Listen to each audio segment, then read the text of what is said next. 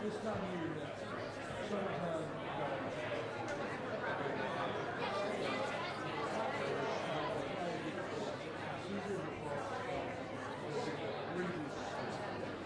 it's a beach like you can cross the sky. Travel, always decided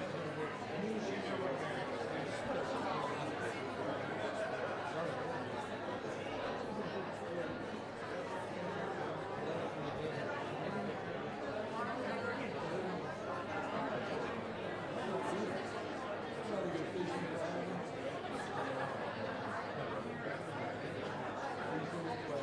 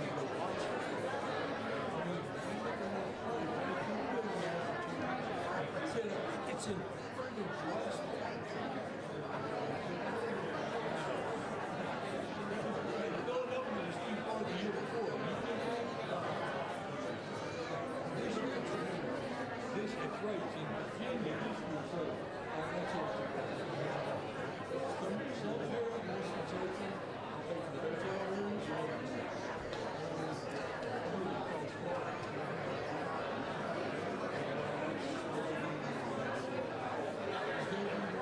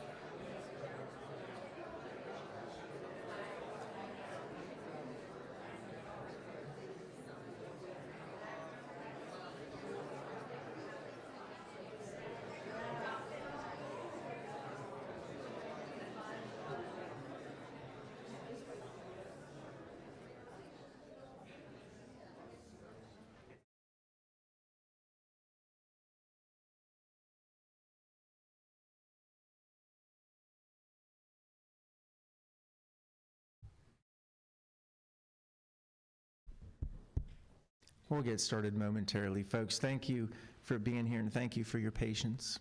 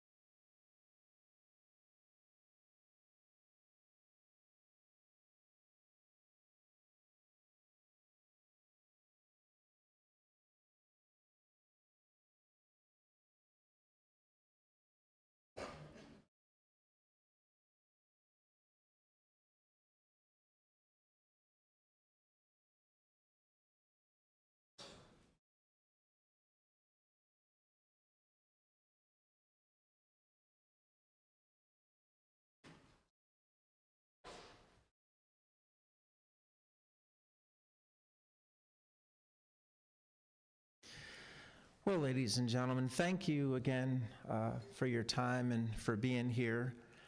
We're going to go ahead and start the services now.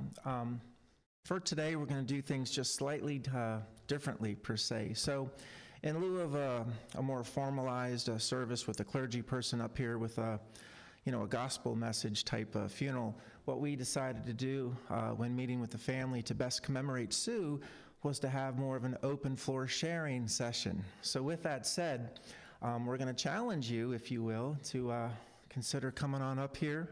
We'd like to hear from you. We want to open up the floor to encourage family members, to encourage friends to share some memories, some times of your life and times together, even something humorous, which I think everyone would appreciate. So with that said, it just takes one, and then once it gets starting, we'll keep it going accordingly before we, conclude the services. So with that said, do we have anyone who would like to get us started? And please consider coming up here to use the microphone so everyone can hear. Thank you.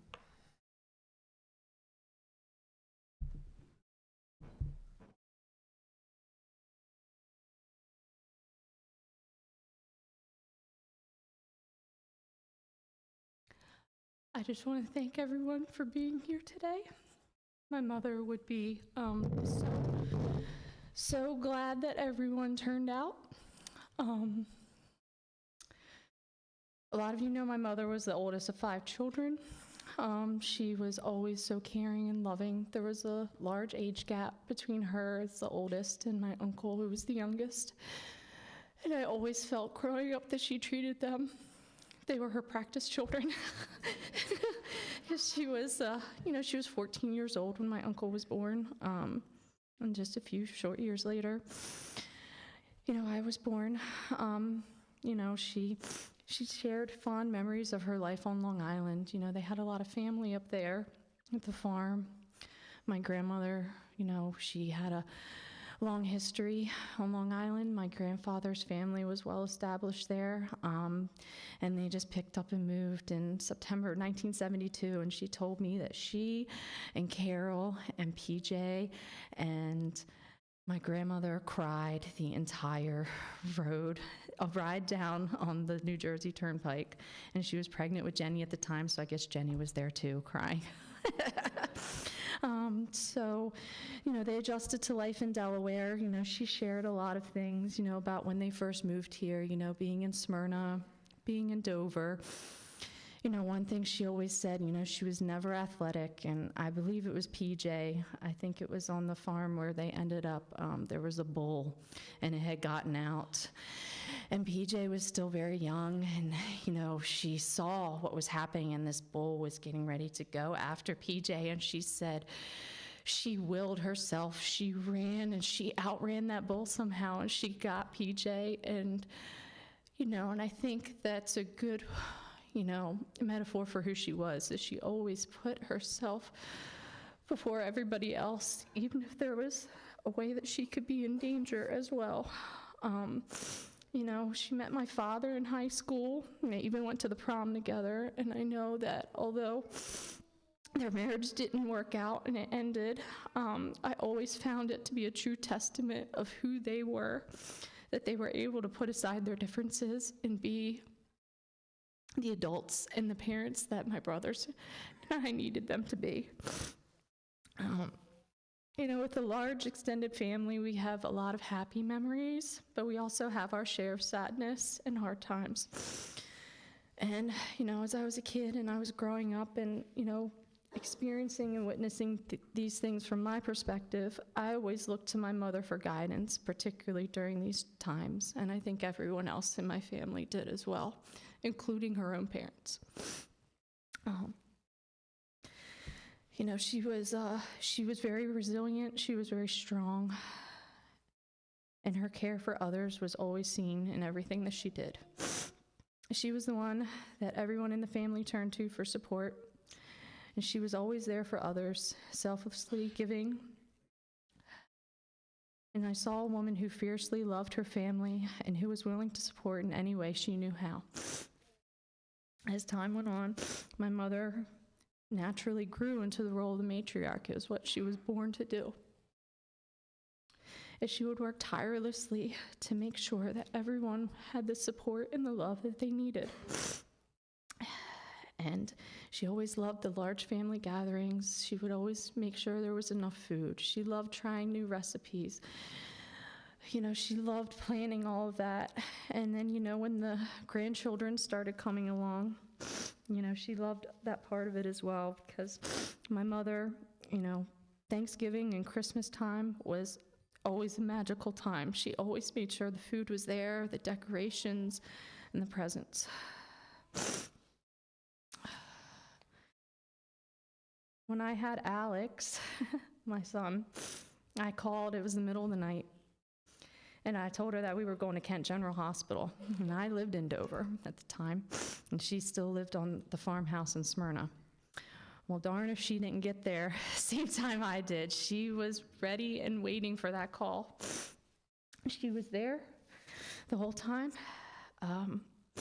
in labor and delivery. And she was there by my side supporting me through it all.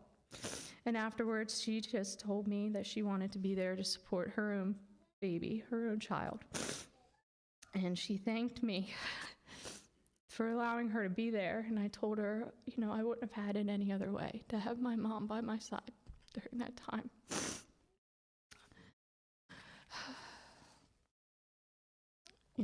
As news spread of my mother's passing last week, more people began reaching out to me and members of my family. And I think that the lasting impact of my mother is her selfless and giving personality, because it was felt by all who knew her. I heard stories today. I heard stories over the past week. And it's been comforting to know that she meant as much to me, as much to you all, as she meant to me, and my brothers, and my son.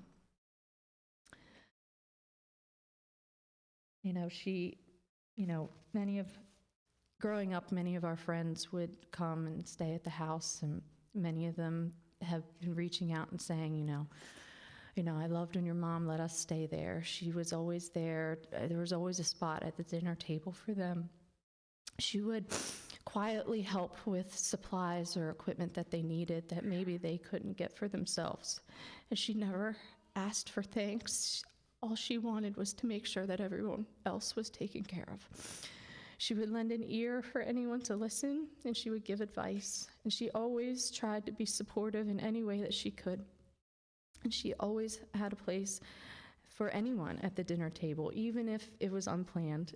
Just anyone stopped by, she would always pull up a chair for everybody. She was always the biggest cheerleader for my brothers and I.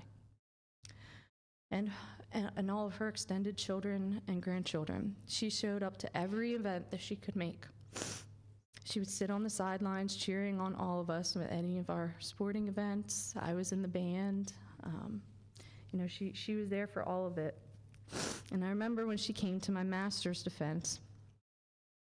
I'm a science, more of an applied science person, so it was different for them. And my dad as well was there, and she just said, "I have absolutely no idea what you just said for the past hour and a half, but I'm so beyond proud of you." And she has been there through all of my triumphs and my brother's triumphs, and she has been there through all the heartache as well. And she had a way about her to gently guide you with her advice. She gave everyone so much with her laughter, her wisdom, a mother's love that shaped who I am and the mother that I strive to be. While her life ended in a way that leaves us heartbroken, I choose to remember her not by how she left, but by how she lived, with love, humor, and moments of deep kindness to those around her. To everyone here, thank you for loving my mother, and your presence here today is a testament to the impact that she had. And I hope that you all can keep spreading the love of Sue and honor her in that way and be the person that that we all knew that she was. And thank you so much for coming out and supporting my family and I today.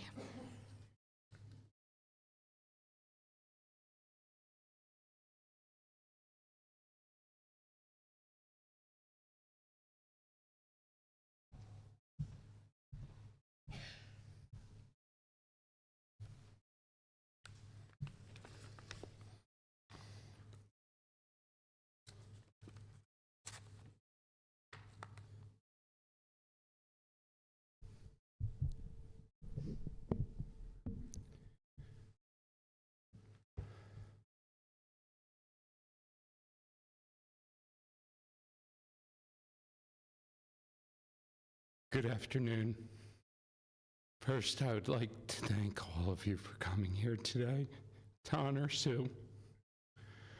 For most of you here today, you know Sue and I were not just brother and sister. We were partners. Our partnership started long before 1994 when our father got sick. Our bond started around 1978, 1979. I was 4, maybe 5. I was riding in a six-wheeler with her. It was packed with whatever had to be hauled that day to Dover. I was confused. I was crying. Why were we leaving home? She stopped the six-wheeler and calmly told me everything was going to be okay, that we were all going to be together and we were going to make new memories at our new farm. This was the day I began my partnership with Sue. I believed her. I stopped crying. I watched her take me to the farm off the Hazelville Road. As Sue said, we all were together. We eventually moved back to Brentford Road Farm, where so many of us have the most amazing, fun memories. Sue's and I's bond grew by leaps and bounds. When she moved back to the farm with my niece and nephews, Michael and Chris. Little fun fact here for you that don't know. Sue, having Lauren, made me a legend in the 4th grade. None of my friends could fathom how I became an uncle. I mean, it was epic. Everybody wanted to know if PJ had a kid. That wasn't going to go over well. Also, Lauren and Michael are closer in age to me than Sue and I were. That's pretty epic. Chris, you missed it by like just short of a year.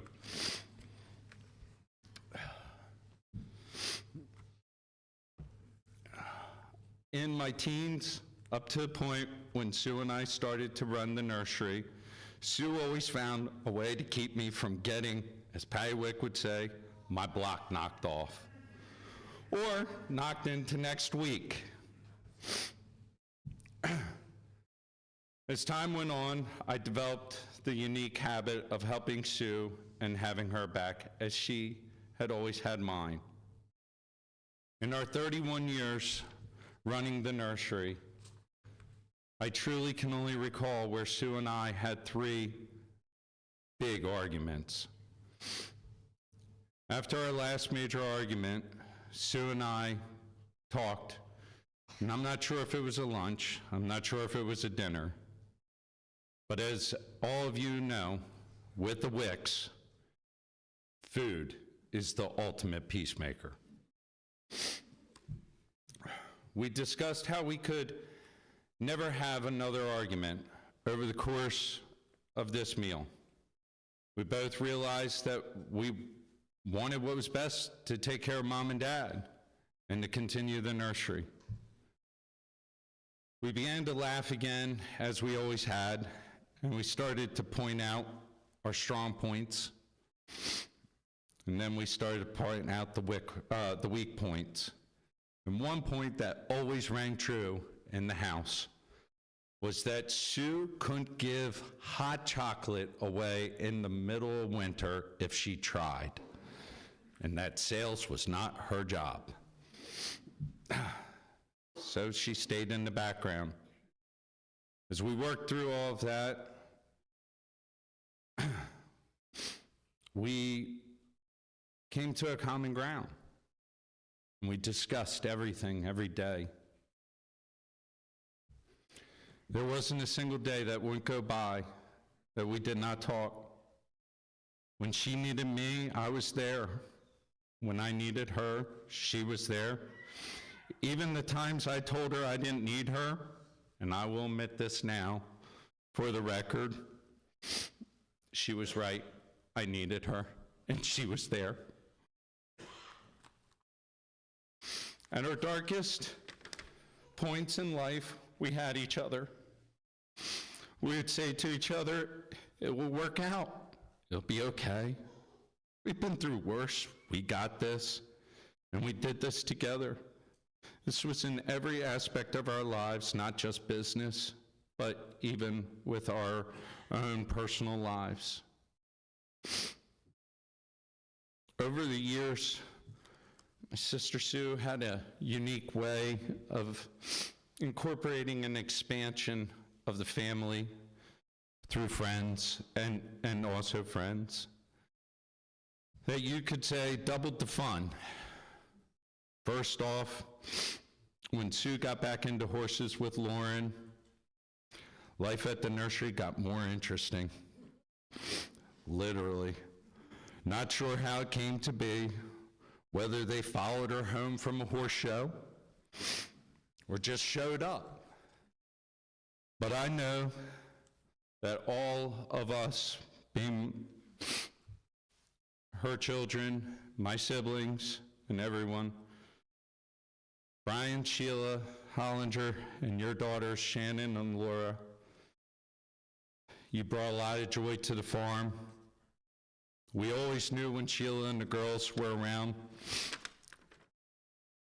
you had a lot of laughter and joy, and the entertainment was priceless. I'm sitting on the phone one day. I look out the office window, and there's poor Brian holding a cake, and Sheila's orchestrating Shannon and Laura sing happy birthday to poor Woody. And I'm trying to talk to somebody about selling a load of plants. And that was that's top one right there.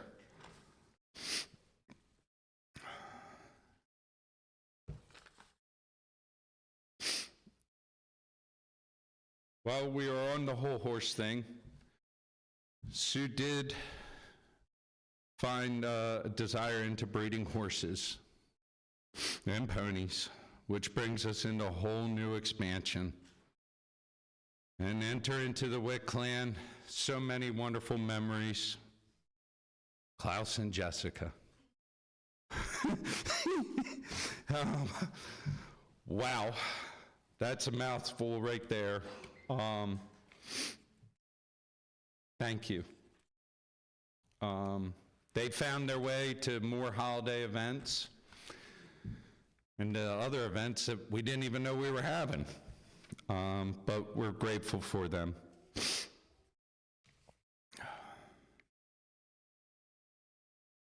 But there's so many more of you in this room that Sue brought into our lives. And I could be up here for over an hour. And emotionally, I can't.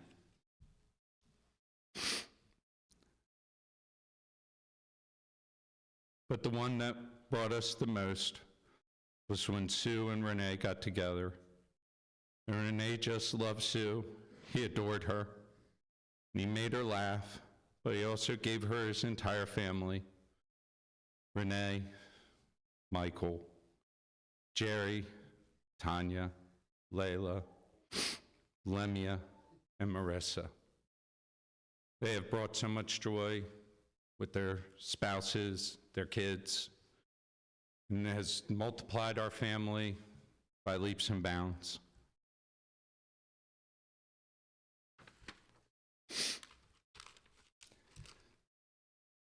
And final, Sue was so much to all of us and brought us all together. As we say our final goodbyes to you, Sue, just know that I can never thank you enough for everything growing up, helping me in New York with the visits in the hotel room with the 3 girls under 4, believing in me and always listening to me. Just know, not a day goes by where something comes up and I go to your office and you're not there. I wait for you to pull up and you don't. The annoying text messages at 5 a.m. that would do anything for again.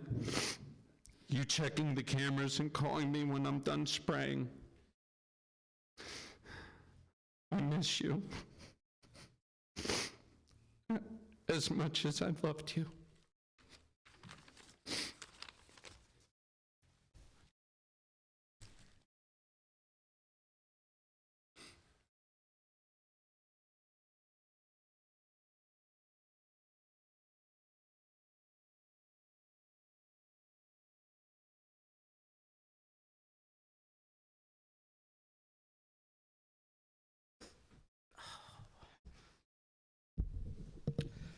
As Lauren said, we had countless friends growing up who came over to spend the night and ended up staying for a week, 2 weeks, a month.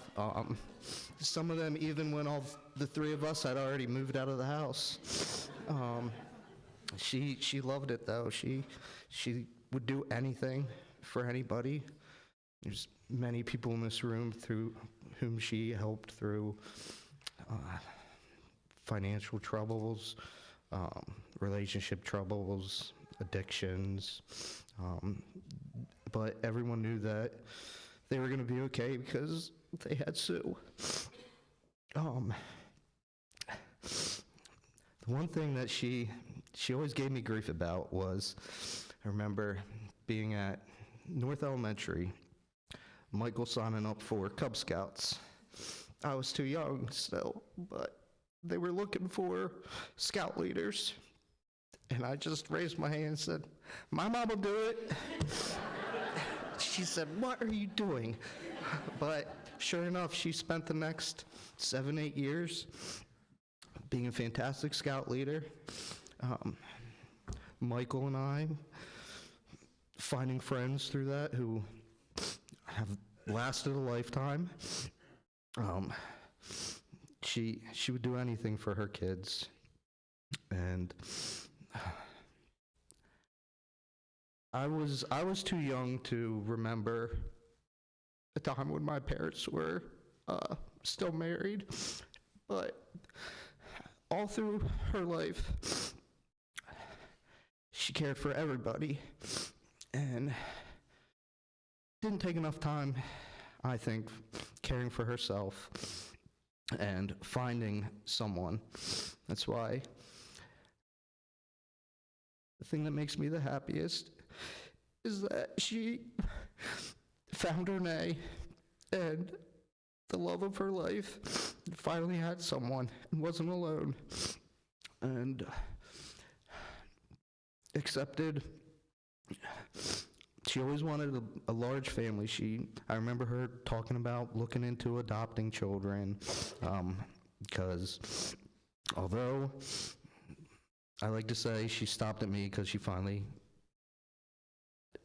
hit a 100, but she always wanted a large family, and she sure got that with Renee and all of his children and grandchildren, whom she welcomed like they were her own, because they are her children and grandchildren. But it makes me happy she finally found love, and I'm gonna miss her so much. I used to hate when people called me a mama's boy as a kid, but I'm so proud to be that mama's boy. Thank you.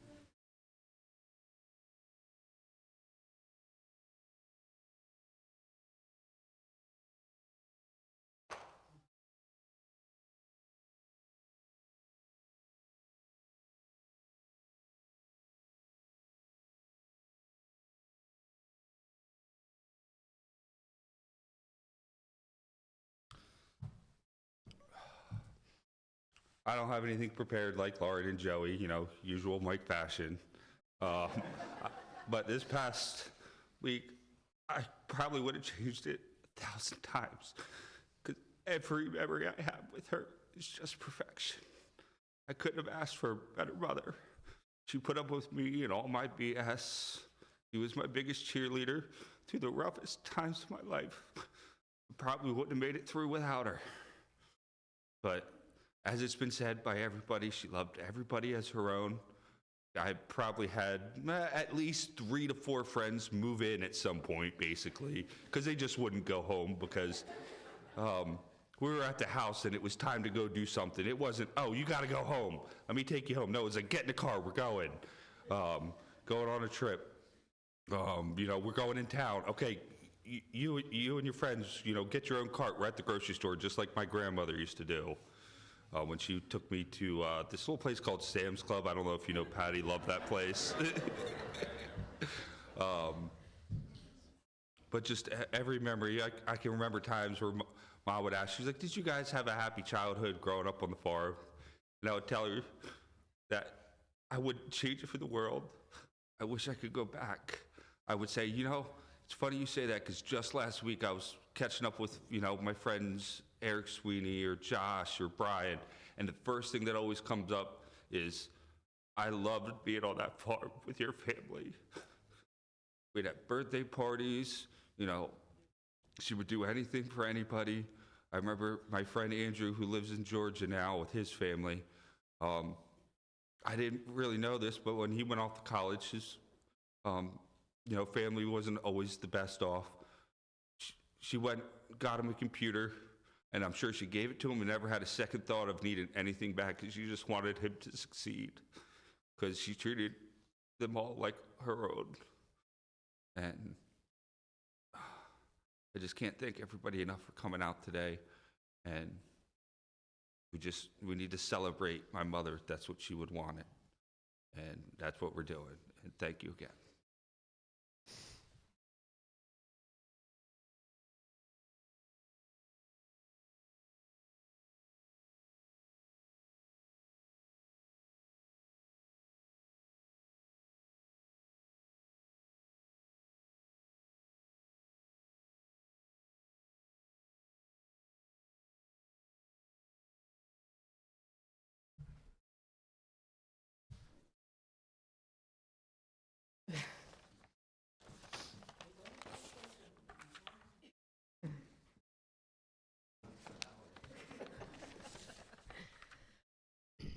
So I'm Shannon. I'm one of the ones that was wishing a happy birthday to my horse, Woody. And this is my mom who was orchestrating it with the cake. I do have something that I put down in words and I'm gonna read it, but I just wanna reiterate the farm. That farm means so much to a lot of people. And as you'll see when I try to get through this, all the things that it meant to in my life. But I'm sitting here realizing all the fun times, good and bad, that came from that farm, from the time that we would ride around with the golf cart, the things we did in that golf cart, the things that happened to that golf cart, running around in the farm with the horses, up and down the nursery. Going through the fence and blaming it on the horses? Yes, that too. But sitting here with my husband, I wouldn't, You got this. my life came from that farm. I met the love of my life, who gave me 3 children. I have been with him for 26 years. I have 3 children, and I have grandkids now. And I sit here and I thank her for that.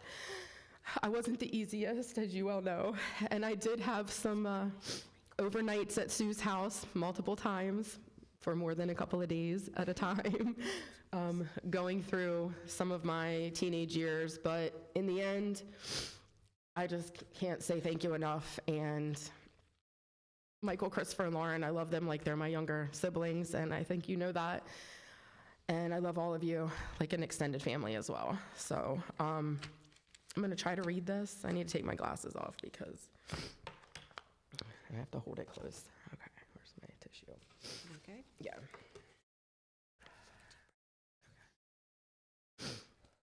Okay, you have been like a mother to me since a very young age. From the beginning, from being my CCD teacher at St. Polycarp's to being a part of my confirmation and trying to tell my mom that it wasn't the end of the world when I chose a male saint, St. George, who was known for the patron saint of equestrians. I loved horses, I still do, and Sue was a big part of allowing that dream to come true by allowing us to board our horses on their farm, including in the other farm she had on Seney Town Road. My love of cats also came from the farm. I will never forget when she let me name one of the probably 13 plus cats that were there, Barney. As I got older, you were always there to offer guidance during obstacles in my teenage years. Your kind, loving heart and willingness to help me whenever I needed you made my love for you grow deeper and deeper. I referenced you as my other mother, the one I could tell anything to and not get in trouble. Your face would definitely show what you wanted to say, but you would always find a way to help me understand the other perspective, which followed into my adult years that came with parenting advice, your ear for listening, and your shoulder to cry on. I will miss that. I will miss nothing shocking you when I would tell you that I did this or I said that about a certain situation. I have always been able to talk to you about anything and everything, and you know me, I can talk. Shockingly, you only ever fell asleep once, which was this past New Year's Eve, but I'm still gonna blame it on my coquito. I will miss our late night talks after gatherings, while the guys hung out in the garage playing dominoes and trying to act like they were the next up-and-coming Puerto Rican band. The stories we would laugh about when it came to our 2 Latin lovers. Your support during our time getting the kids and making me realize that if my heart was telling me to become a mom at 19, then I needed to make that decision and commit to it.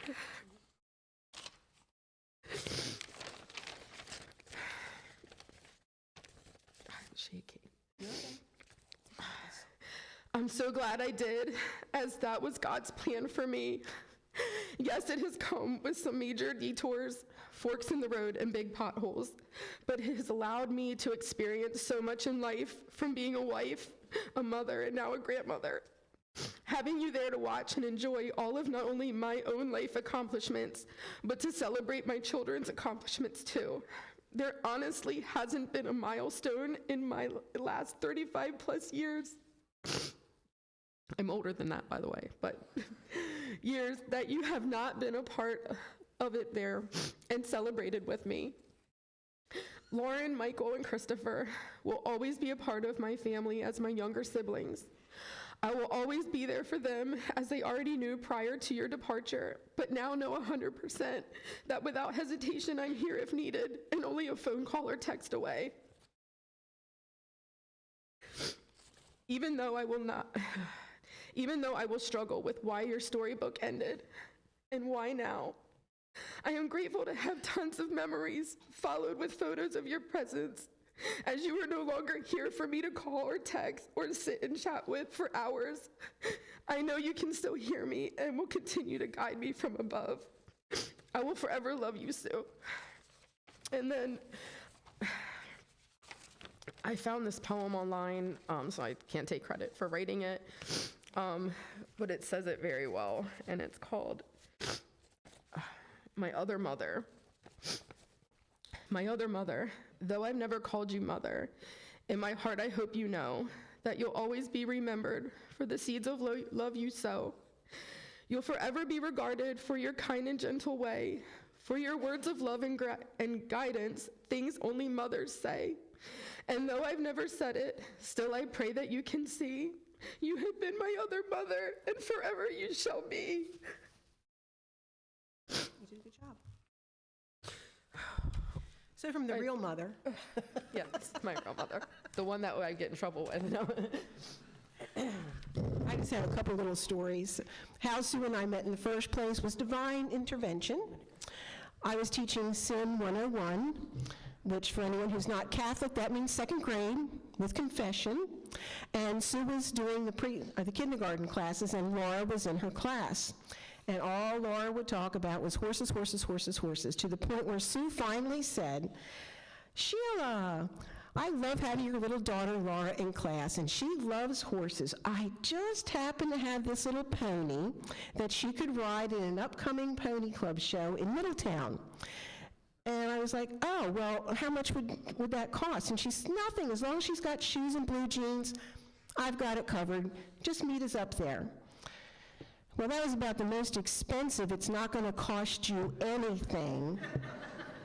I was telling a friend of mine, Ryan over there, his little daughter, by the way, she might be asking some of you about horses.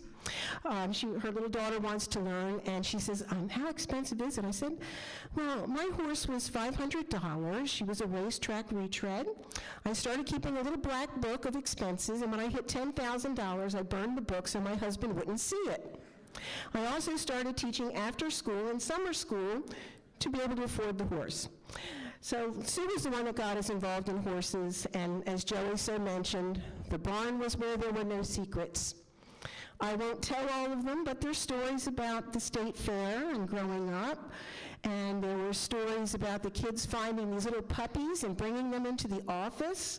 And Sue and I are looking at these little puppies and going, where would they get puppies? And we looked at this big picture of a fox with its kits and realized they weren't puppies, they were little baby foxes. So Sue and I rubbed them down, took them back out to the nursery, and hopefully their mother accepted them. Then there was the night that Joey was going to ride my horse with a cape. I told him I didn't think that was such a good idea.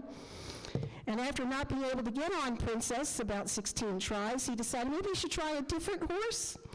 And, well, he's still alive. All I will say is he never got near Princess again. I will mention about the cats. I don't know what it was about that farm, but people kept dropping off cats and cats and cats until there were 13 of these cats. Well, Sue could not take them somewhere. She knew they wouldn't be adopted. So we called Ruthie Franchek, and Ruthie says, I'll take care of the problem. She comes out in her pickup truck. The children's job was to catch all the cats, brought them over to the tailgate of the pickup truck. Ruthie would give them a little bit of juice. They would pass out. A couple of kids would hold them one way if they were boys, another way if they were girls, and they were all neutered and spayed. 12 survived, 1 is in heaven. So it was just one of the things that Sue did. People dropped off cats, she took care of them. And now I have to mention something about her children. I had the good fortune of teaching 2 of them. Lauren is probably the most persistent student I ever had. We won't go into the term paper on Sweden and it not having a history. I've never forgotten. And then Michael was probably the most intelligent. Sorry, Lauren. Michael was the most intelligent student I ever taught. Sat just like he is now, with his arms back on the chair at the desk behind him, feet stretched out in the front where I'd have to always walk and not trip over them, and never took notes in my class.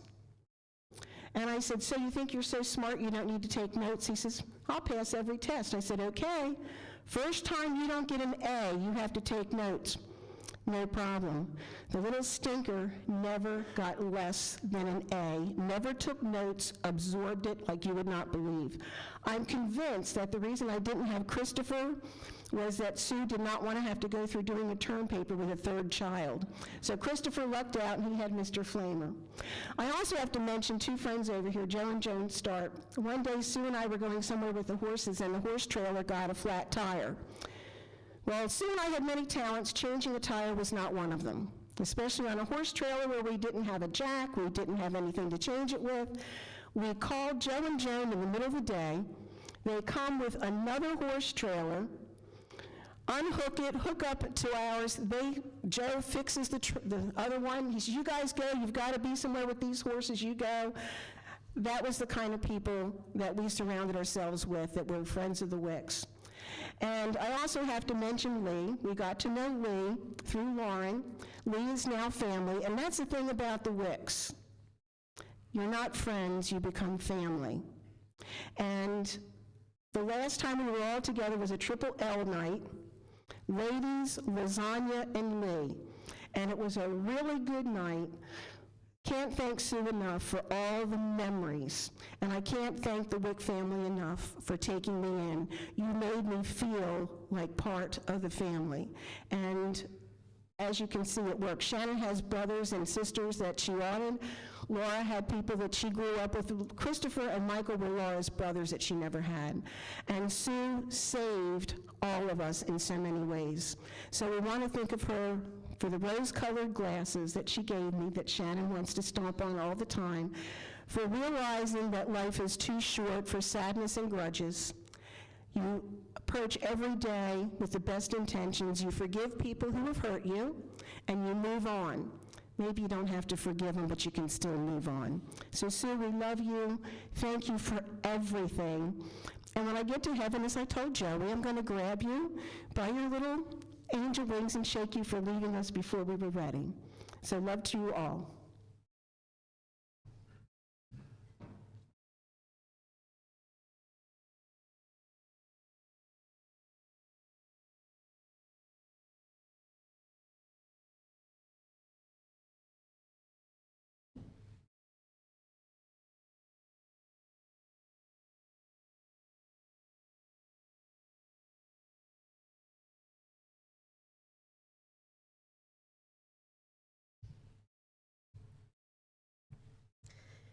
Hello, my name is Jennifer. I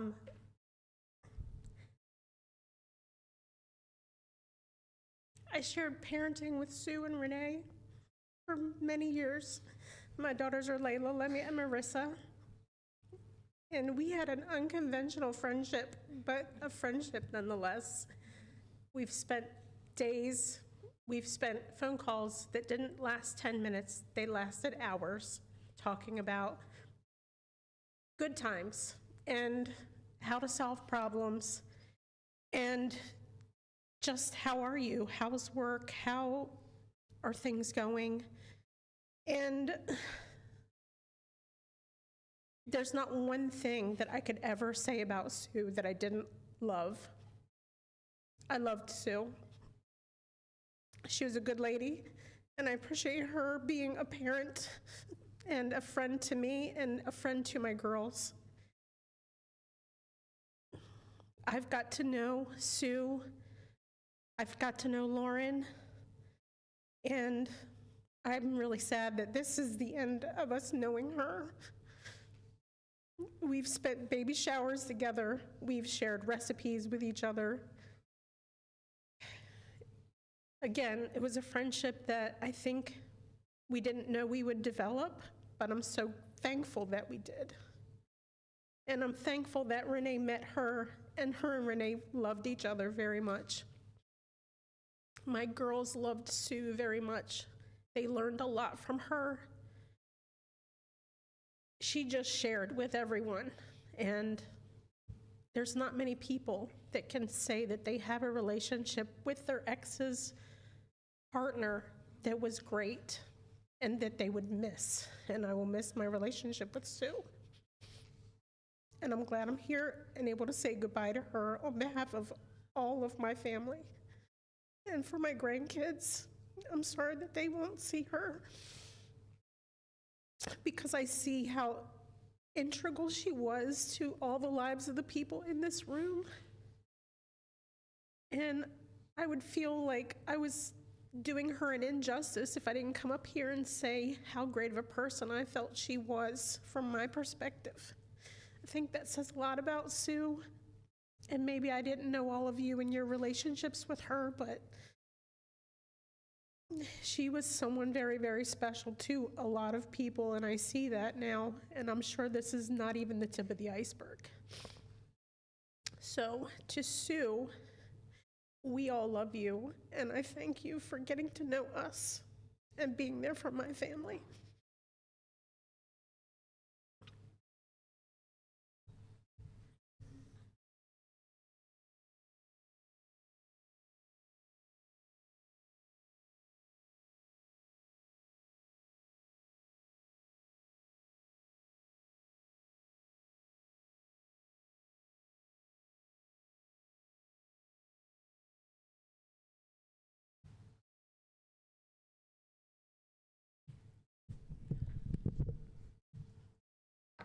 I only knew Sue and Joe's family for a short time as I became a driver for him about 4 years ago. They always treated me as a family. They never treated me as a driver. They never treated me as somebody they didn't know. My story is really short. A year ago in July, I had a stroke. I was coming back from a delivery from Mr. Wick's nursery, and I had a mini stroke. I didn't know where I was, what I was doing. Joe and Jen noticed it first, and then in turn got Sue to take me to the hospital. They didn't take me to the Dover hospital. Joe said to take me to Christiana. I got into Christiana, and the very next day I had a major stroke. As it is now, I can't drive anymore. But this family has never, ever treated me other than family. And I really appreciate them, and I remember going to miss Sue. And if you need anything, Joe and family, please call me. And I thank everybody for listening to me.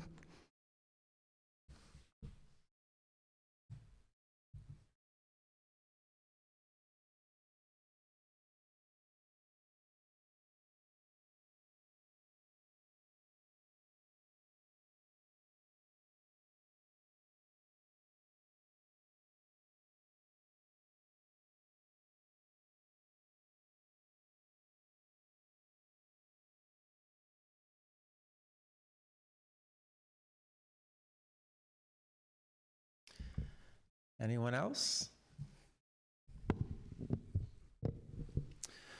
All right, folks. Well, we certainly hope that the memories, the stories, and fellowship will continue, regardless if it's here or elsewhere. So, speaking of that, we're going to have a general dismissal just so that we can give the family some private moments here as we close. But with that said, there is going to be a reception next that everyone is invited to attend. It's at 4 o'clock at the Cheswold Fire Hall, which is not too long from now, and Cheswold is just up the road. So the family has made arrangements for everyone for a meal together with refreshments, and they hope you can make it. With that said, folks, thank you again so much for being here this afternoon, and we do appreciate you. Thank you.